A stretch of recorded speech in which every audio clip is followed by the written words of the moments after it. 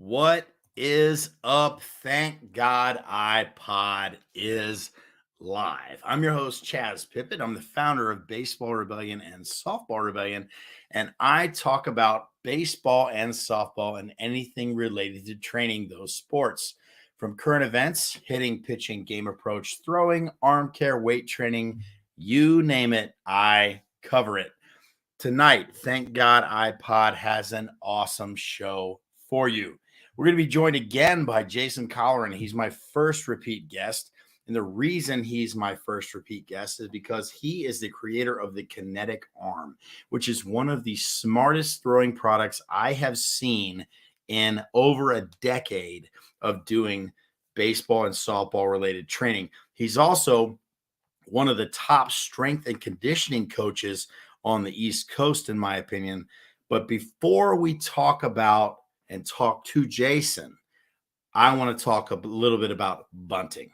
So if you follow me on Twitter, which some of you do, and I hope all of you should, at Chaz Pippett and at Baseball Rebellion, you need to understand something that I think about bunting.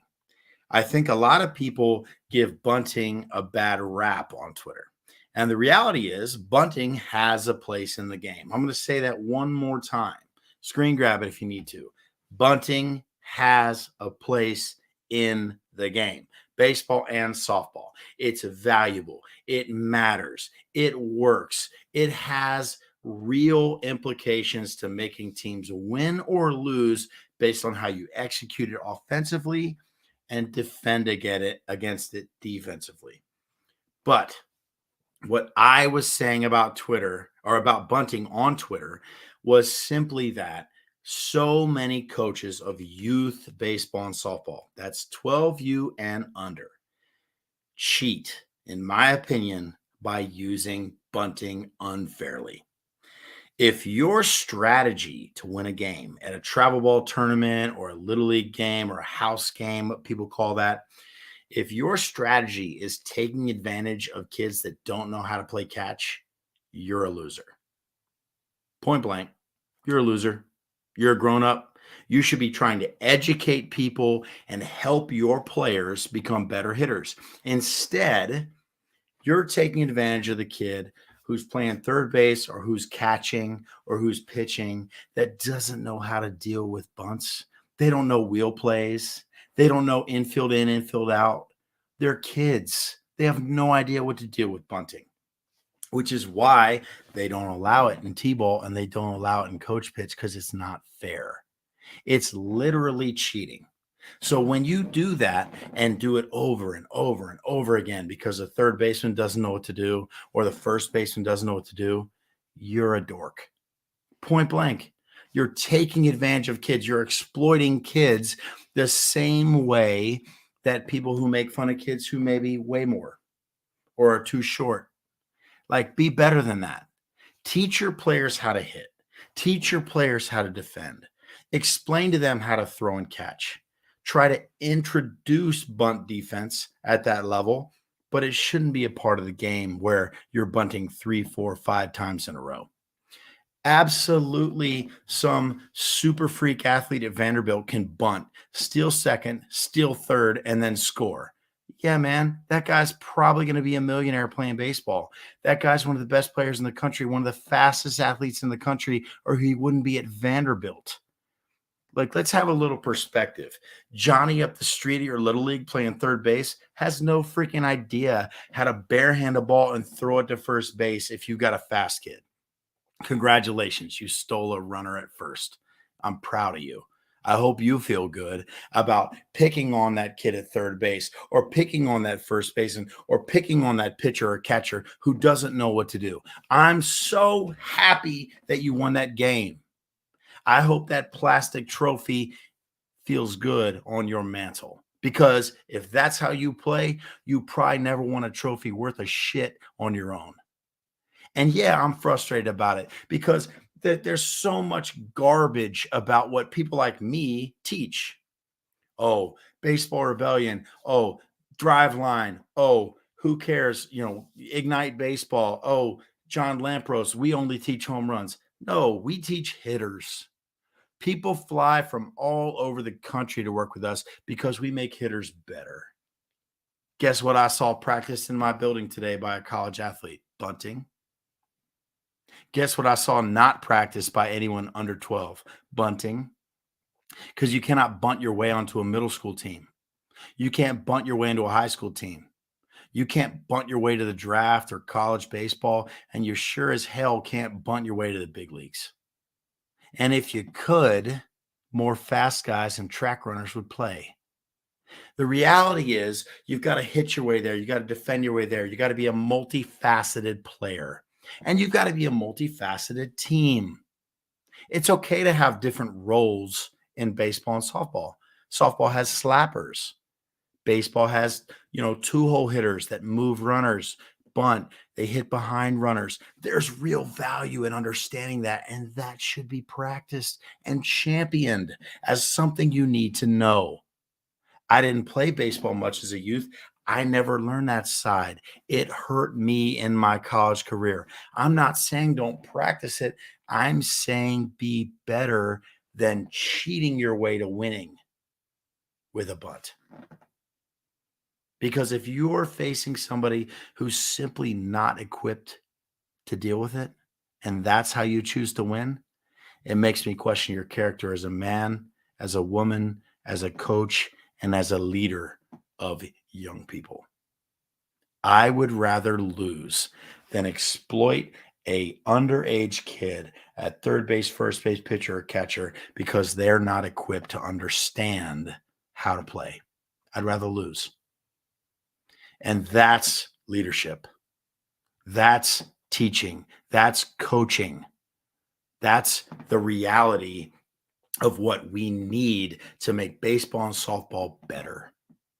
We cannot exploit young kids because they make mistakes. If you're counting on the other team to make mistakes for your team to be good, then eventually your team's going to be really bad really fast, because decent high school teams field 92 out of 100 balls correctly. So you're going for an 8% chance of an error repeatedly. Good luck. Take that to Vegas, see how it works out. All I'm asking is for people to think critically. I'm not saying, and no one on Twitter is saying, bunting doesn't matter, situational hitting doesn't matter. We're not saying that. We're saying the skill of hitting is more valuable than the skill of bunting if you plan on playing on a big field. Period. For 95% of players, that's a fact. But you wouldn't know that if you saw Coach Pags' feeds. Oh, no, that guy has the market cornered on toolish tweets about bunting. Congratulations, Coach. I hope all of your followers unfollow me, block me, mute me, because our kids that we train are going to kick the shit out of your kids that you teach how to bunt. The opening rant tonight was brought to you by HitTrax. HitTrax, not BuntTrax, HitTrax is the best ball tracking software anywhere. I absolutely love it indoors in my facility. We have 5 of them. And at my new facility, we're looking to have an 8 or 9. That's how much I trust HitTrax to give us the data we need to help prove improvement for our young and old hitters. I'm so confident in HitTrax that I am willing to put the money up to have so many more HitTrax than anybody else and actually have the data on every hitter to prove improvement every day. We want to make sure that what we're telling our hitters is making them hit it harder and farther, day to day, week to week, month to month, year to year, so we can prove improvement and make sure that that improvement gets to the game. Check out HitTrax if you're a facility owner or a college and you care about offensive production. If you care about comparing hitters from when they got to your program to what they are now, and if you want to find out if your fall ball training is actually translating to hitting the ball harder and farther, HitTrax is the way to go. I really appreciate your time, and thank you so much for listening to what I had to say about bunting and HitTrax, because Without the understanding of those two concepts, where are we really at? You cannot think that if you're going to hitting lessons and they're measuring nothing, that you're just magically going to get better.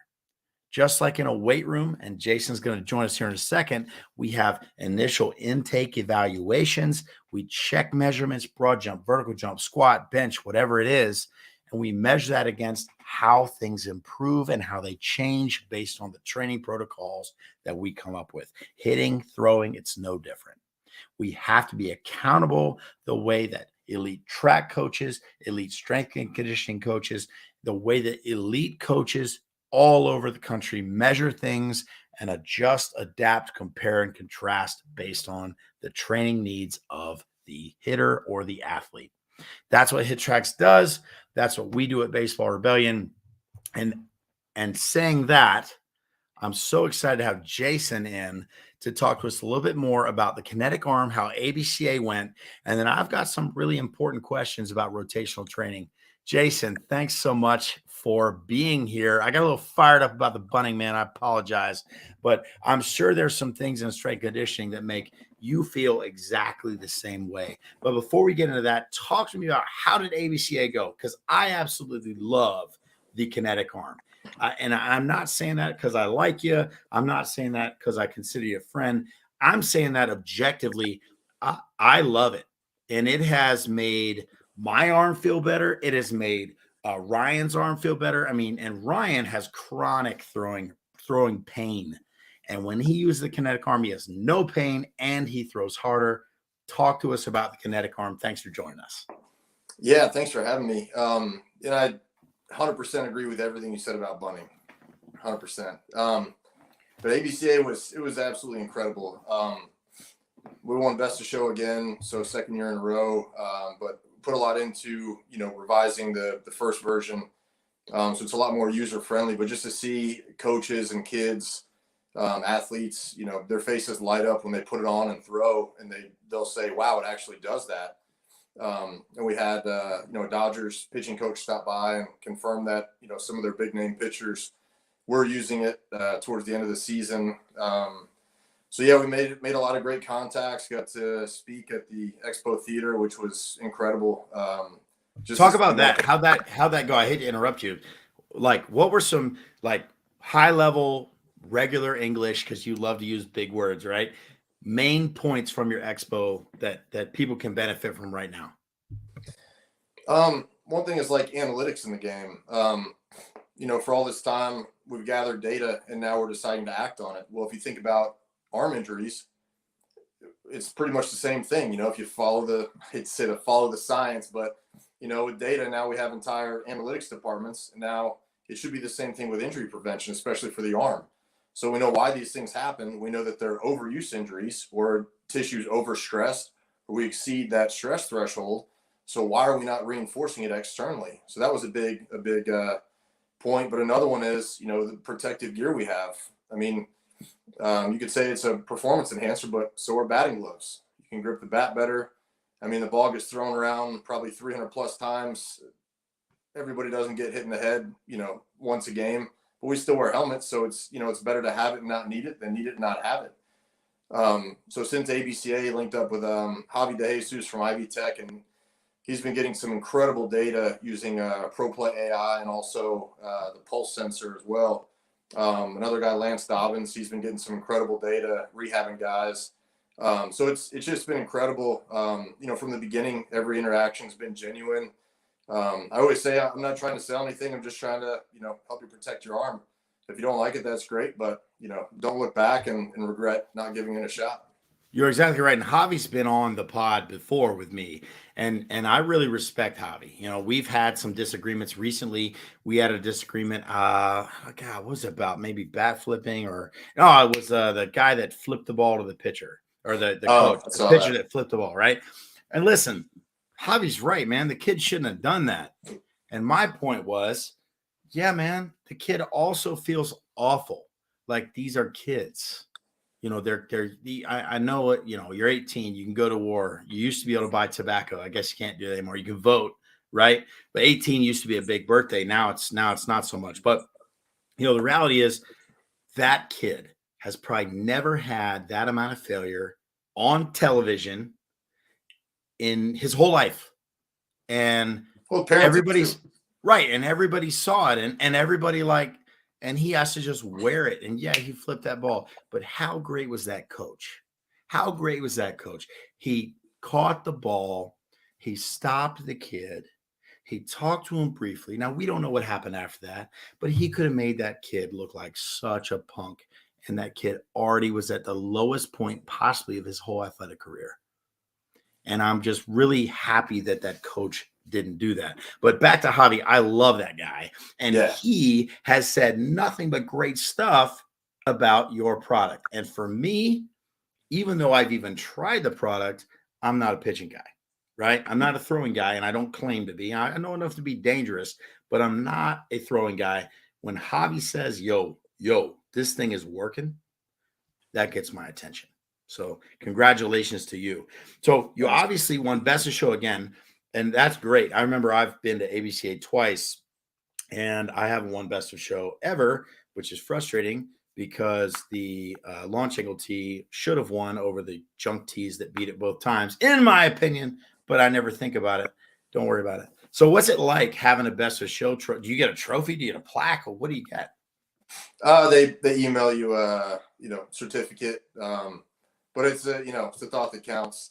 So it's great to be able to say that. I mean, it's still just me, and my wife helps out. So not being a big company, and it's nice to get that accolade of being just us, and we put in a ton of work. I mean, the amount of work is ridiculous. Oh yeah.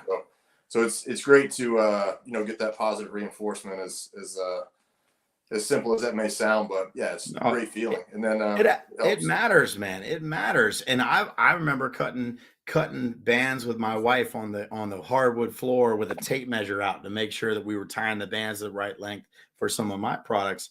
So look, I want everybody to know I absolutely love the Kinetic Arm. He's not asking me to say this. He's not paying me to say this. We're about to give you a promo code TGIP to get the Kinetic Arm. What is it? What's the website? TheKineticArm.com. TheKineticArm.com. And I get nothing. I get nothing for that.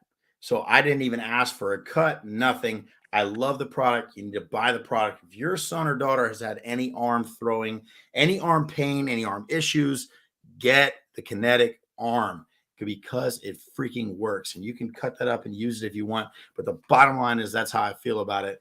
And I wish more people were open about things that they really use and really care about, because the number one ability of an athlete's availability. If your arm's hurt, you're not playing. Right. And that really bums me out. And I want our players, whether hitters, pitchers, whatever, to be able to play and play the game and enjoy the game and perform to whatever level that they're capable of doing it. I do have one more question about the Kinetic Arm before we get off that, and I ask you about rotational training. Is the Kinetic Arm legal for games? We've had a lot of high school and college kids use it. In game? Yeah, in game. Pitchers just wear a sleeve over it. Position players, I mean, they have their jersey on over it, but you can still see it coming down the arm. Sure. Recently, we had a high school kid wear it over his jersey as a catcher, and there was no problem. I meant to post. I think I posted on Facebook. I'll post it on our Instagram. But yeah, and I always tell people too. With all the throwing that you're going to have, once you start to get arm pain, it's tough to get it to go away. So yeah, like we were saying, availability, and that's the whole reason for the product. I always joke around and say, I was a batting practice champion, but I couldn't throw. So right. BP champion means nothing. Got no stats.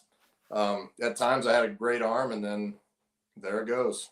So how could I don't really see how it's any different than like a knee brace for an ACL guy or on a football team, or JJ Watt wears that freaking ridiculous. I mean, it's like RoboCop out there, right?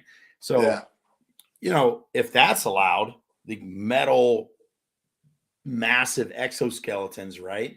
Then why wouldn't some elastic exoskeleton be allowed? I mean, it just makes sense to me that it would be available and legal. But I think people really don't realize that it's something that could be game used, game ready. Every single guy that I've had put on the Kinetic Arm, and I'll be honest, I haven't used it with a female yet because you sent me a XXL, I think, or an XL. Yeah, I mean, Maybe you do. So, I got to be able to put this thing on, right? So, the reality is every person that I've had try it has thrown harder with it on than with it off. They've all thrown with less pain and more speed. What more can you ask for? Let's get on the train of the Kinetic Arm. Now, that was a super plug for you. It was totally organic. You didn't know I was going to do that. I love the product. If I didn't love the product, I wouldn't say it. I actually have people trying to pay me to say I love products, and I would just refuse. And it's been brutal with the pandemic, so it's been hard to turn down some of that money, but I've done it. I want to talk to you about rotational training. So you have read my book. You've gone through the certification with Rebels Rack. One of the things that I think is really important in rotational skill training is the angle of force. And I think that people really underrate how important that is. And when you're using a cable machine, if you're at a weight room, if you're at a gym, if you're using a band, where you attach the band in relation to your body, in my opinion, is really, really important. What do you think? It's everything. So, we call it the point of application of force.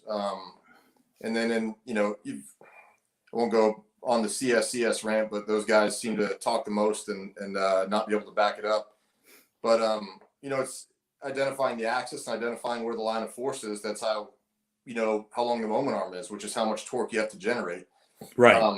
So yeah, where you're applying the load is everything. And then there's so many different types of ways you can apply force.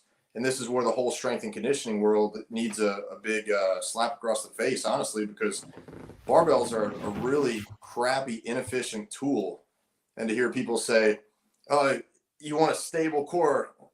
Stable means still. That's a really unintelligent thing to say. You want an explosive and dynamic core.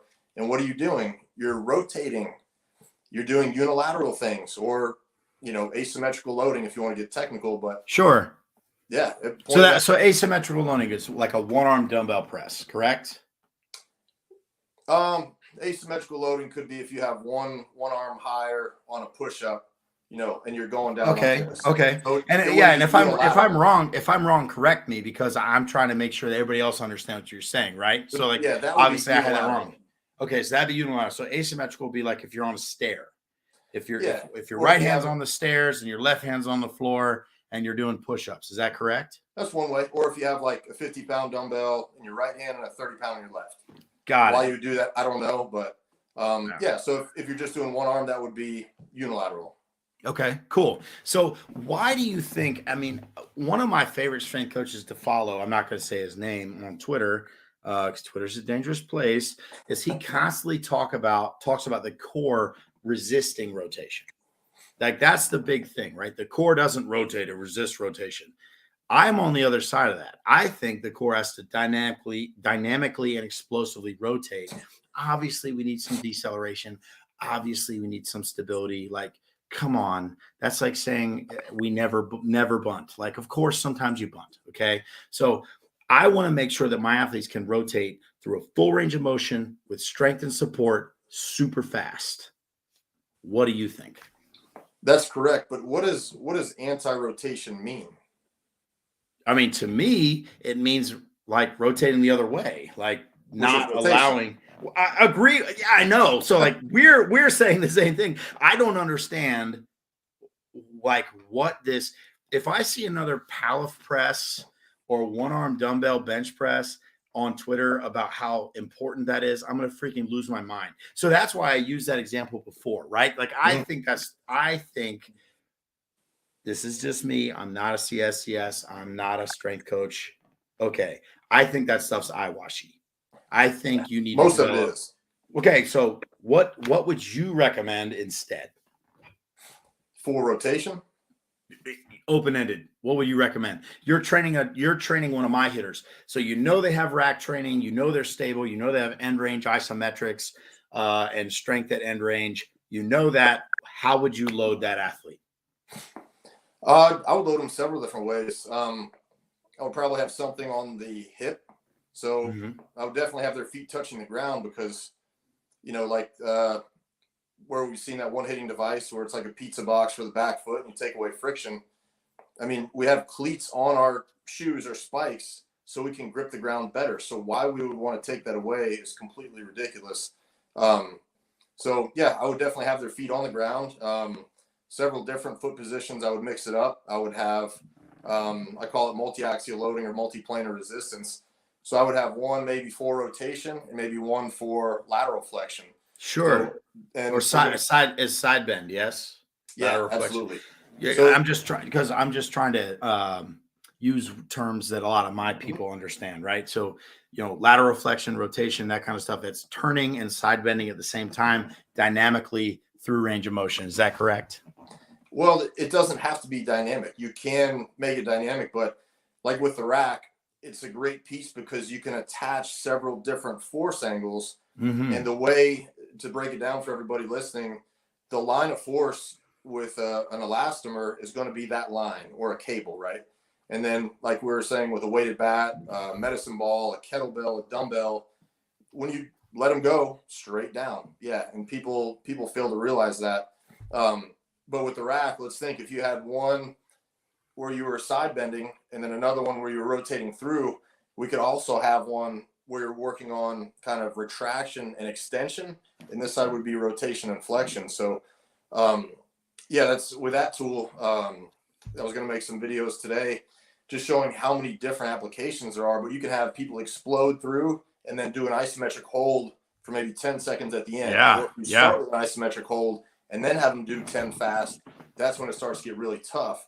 Sometimes what I'll do is pre-exhaust with the feet and the lower legs. So maybe feet together and we're going side to side over a line, which sounds extremely elementary, and it is. And then maybe going front to back over that line. So if you do those back to back, maybe 30 seconds or 45 seconds each, and then you try to generate power from where your feet touch the ground, you're going to feel it a lot more in your feet and lower leg, but that's what athletes need. And for the more advanced, you can do it with one leg hopping side to side. For sure. So when I have athletes do that, and we do the muscle testing, turn everything on, and then have them do, side hops on one leg, to the right and then to the left, and then, forwards, backwards. I mean, their lower leg and foot are absolutely screaming, but guess what? They get more powerful. They're a lot, they have a lot better balance, a lot better control, and they're able to generate power from the ground a lot better. Did I tell you about the guy I had from, he was with the Royals. So he was talking about how he, can hex deadlift 600 pounds. And I had him do a unilateral hip extension on a bench. So he had his back on a bench, one leg was up, and he was pushing down with his heel.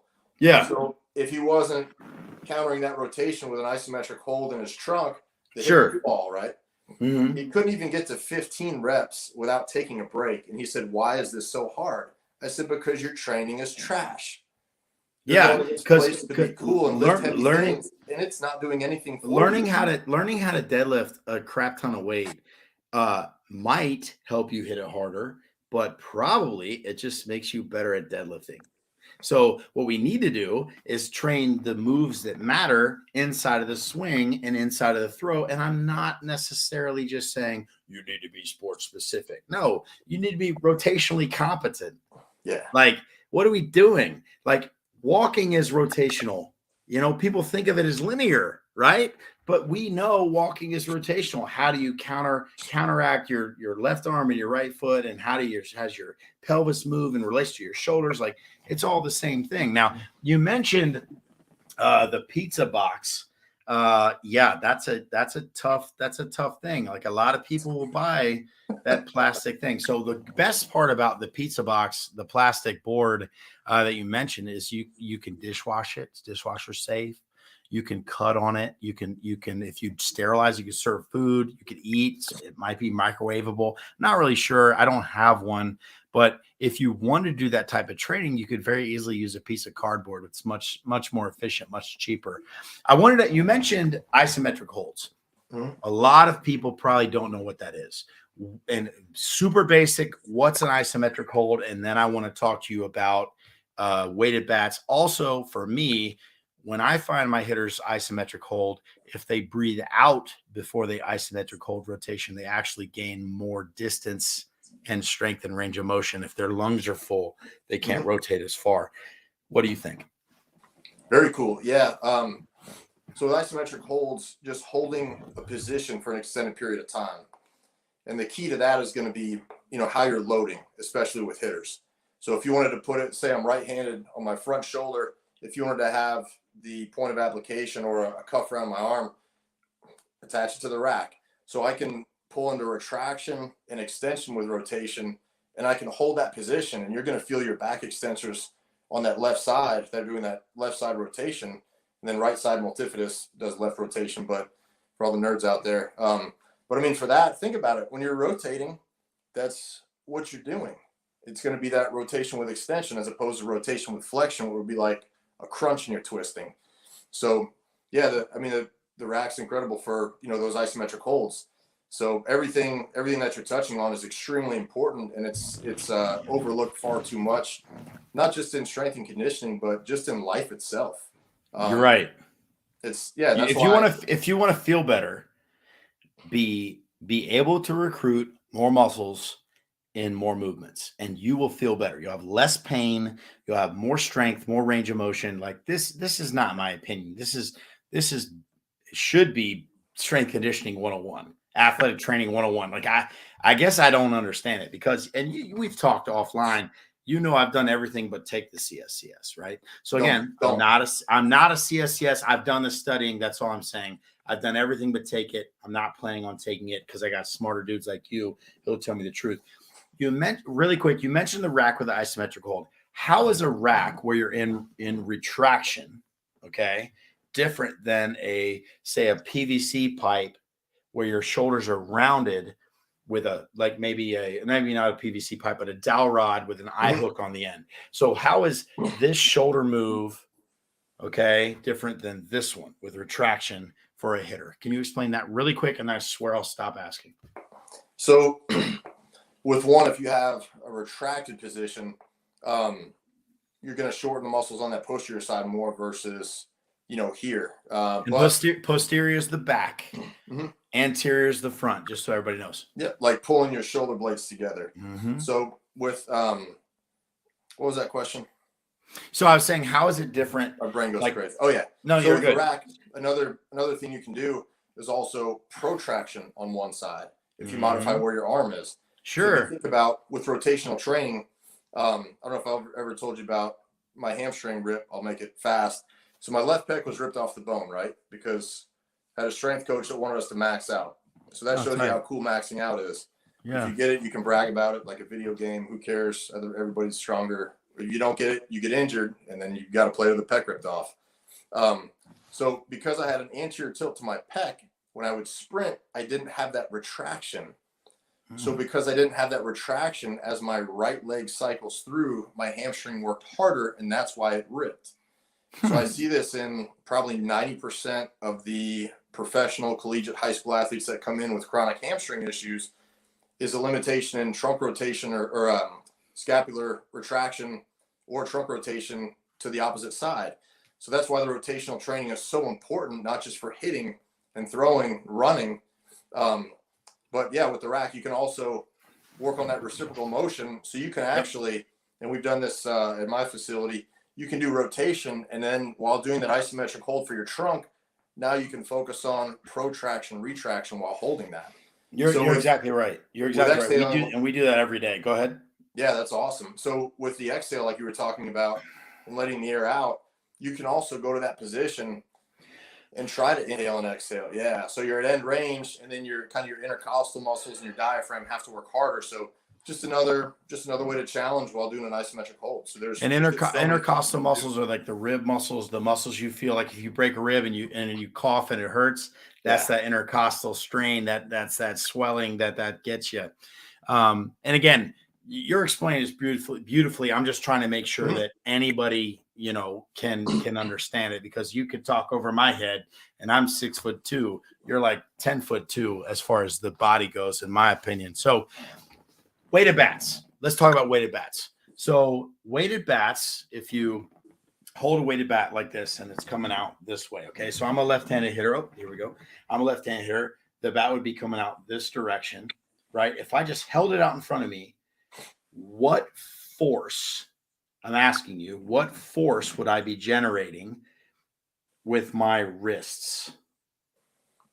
I mean, just to hold it, you'd have to have an opposing force angle. So it's almost like So there's an axis almost I'd be about what? here where the majority of the mass is rotating. Right. So I'd be supinating here, pronating here, right? I'd essentially be rolling my hands, rolling my wrists, right? Which is the last thing you want to do when you're hitting. It blows my freaking mind. The Insider bat is the number one selling hitting product of all time, which also blows my mind. But the whole thing about it is it prevents you from doing this. So every time you hold a weighted bat and you start to swing it, you're creating this force, which is bad in hitting. Do you agree? Yeah, and then if you think about, I don't like the word patterning. I'm not going to say pattern. It's overused. It's like engage your core. But as you're swinging, I mean, to me, it takes away from the skill aspect of it because you're worried about the load of that falling down. Because that's such, I mean, from where this axis is, like kind of here, and then you think of all the weight is, you know, way down at the end of the bat. For sure. And that's such a long lever, and the center of mass is so far out there that you can't help but have to fight that while you're working on a skill. And you know as well as I do, not that we, you know, we're big leaguers, but hitting is a skill. It's difficult. And it's hard enough as it is, especially if you got, you know, good pitchers, and now all these kids are, you know, throwing 95 in high school until they blow their arm out. But if you've got to face, you know, good pitching or just play in general, I don't understand why you would want to take away from the skill aspect of that. But or why would you load a skill, I would say, incorrectly? Like, why, if you're trying to avoid this motion when you're hitting, and everyone agrees, you know, you're here and you come to contact, the last thing you want to do is turn those hands over, right? I mean, that's really bad. That's a pull side ground ball. You know, my 4-year-old can hit those no problem, right? My 5-year-old. You know, if you can't hit a pull side ground ball, go play soccer. All right. But the reality is, why would you want to load something that makes you do that? Well, I don't get it. So the way we do it is, you know, we use the drive developer, and we've used, you know, we actually, when we actually lay down sometimes and use weighted bats, we're sort of, you know, imagine me laying on the ground and I'm doing this move, which is directionally correct because of gravity. So, you know, these are the types of things that I think people really don't understand, because handing a kid a weighted bat or a light bat or a long bat or a short bat and be like, swing this, you'll be better. That's so much easier than actually taking the time to find out if it freaking works. You know, like, isn't it though? Like, it's so much easier. Like, if you're a strength coach, you can take a kid who's never lifted weights. Like, I never lifted weights before I got to school. I could have literally had, you know, this cardboard box as my strength coach, and I could have gotten stronger because I'd never done it. That's why everybody wants to train athletes. Yeah, if you get a kid raw, who's weak, prepubescent maybe, and never has done anything physical in their life, and you just stress them a little bit, they get bigger, faster, stronger, better, whatever. They lose weight, gain weight, whatever it is you're trying to do. That's like the lowest hanging fruit of all time. Now, I'm not saying that lifting weights is bad. I'm not saying that strength coaches aren't valuable. They're super valuable. But when you're talking about a skill and you're talking about getting somebody who already thinks they're good at something, like a big leaguer who comes into my building, or a minor leaguer, a big time ACC Division I bat, right? They should be able to hit the ball 8, 10, 12 miles an hour harder with rotational training. That like shouldn't exist inside of them, right? Like, if you started training a world's strongest man guy, like, you're talking about this much better, right? You know, it shouldn't be like, wow, you're 11% up in a month. Like, no one can do that with those guys, because they're at the fringes of the most excellent, the most elite. And all that I'm saying and all that you're saying is that's what we should be striving for, is throwing and pitching people, as skill development people, whether you're training a deadlift, whether you're training a squat, whether you're training a throw, or you're training a swing. there's, you should be able to try to help these players mechanically in such a way that allows them to be better physically on the field. A lot of that too is, people just need to, not to say stay in their lane. I know a lot of coaches, try their best. Sure. That's why, we do things like this to try to help educate. And I certainly spend 1 to 2 hours a day, answering emails with questions. Sure. But, even in the fitness world, which is a nightmare, it's a giant sham. The best personal trainers, strength coaches, they don't understand how to identify a line of force or a proper force application. It's all about, I'm a TRX guy, I'm a kettlebell guy, I'm a barbell guy. Those are all tools. That's like trying to fix your car with a screwdriver. I mean, your body is very complex. And then when you talk about a coach using something where it's adding load to train a skill, it just sounds like a disaster. But again, in the fitness industry, that's why I opened my own place, because I couldn't watch it anymore. I mean, in these gyms, even these personal training studios, and some of the best strength coaches on social media that people talk about, it's if the extent of their training is chucking and slamming medicine balls, go train a dodgeball team.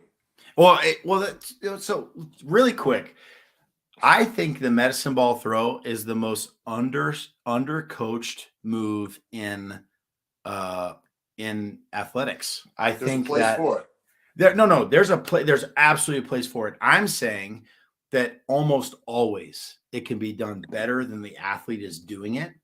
And if the athlete had a similar level of deficiency inside of a squat or a deadlift, it would be addressed. At least I think it would. Whereas with a med ball throw, it's like, no, that's how he or she moves. That's their movement pattern. It's okay. Like, no, it isn't. Like, let's be a little better.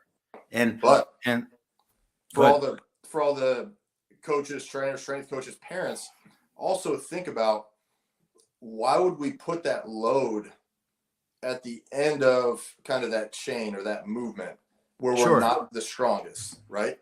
Because the last thing is the weakest thing. The last thing. And you know how much power you can generate from your hips, your legs, your trunk.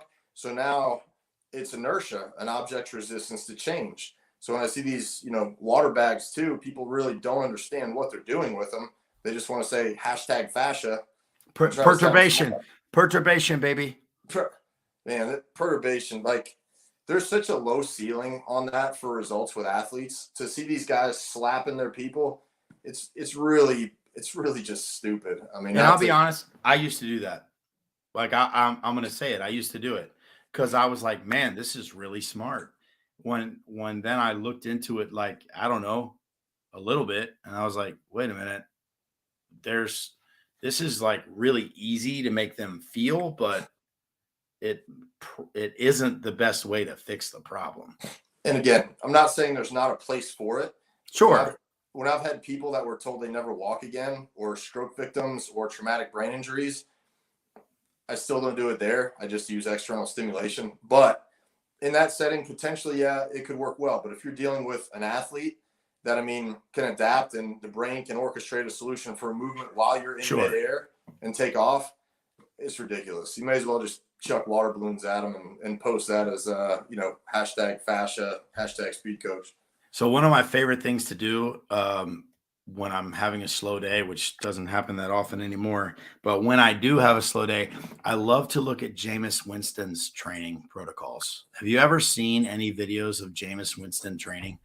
Is he running with crab legs? Brother, if he were running with crab legs, he'd at least be going somewhere fast. Okay. The reality is, I have seen more crazy stuff that dude does. And I honestly just think he's surrounded by people that maybe they say yes to him a lot, but they don't think they have his best interest in mind. And that bums me out for him. Not that I know him or anything. I'll be fine whether he's ever a quarterback again or not. But before I have you on again, because I'm going to have you on again, you have to look up Jameis Winston's football training. Like, it is like, you're going to fall. You give yourself 25, 30 minutes. You're going to fall into a wormhole. Jason, Buddy, I really appreciate you coming on, man. And I want to let you go because honestly, I'm sleepy, man. I've been at work for 12 hours, 13 hours. I know I'm at home now, but I'm still working. I know you're doing the same. I hope you have an awesome night. You always bring the pain when you come on here. You have so much to say. I absolutely love talking to you. I learn something every single time. And eventually you're going to get more vocal on Twitter and vocal through some things. And I hope that we can do some stuff together in the very near future. It's great to talk to you, buddy. Definitely. Thanks for having me, man. Talk to you soon. Can't wait.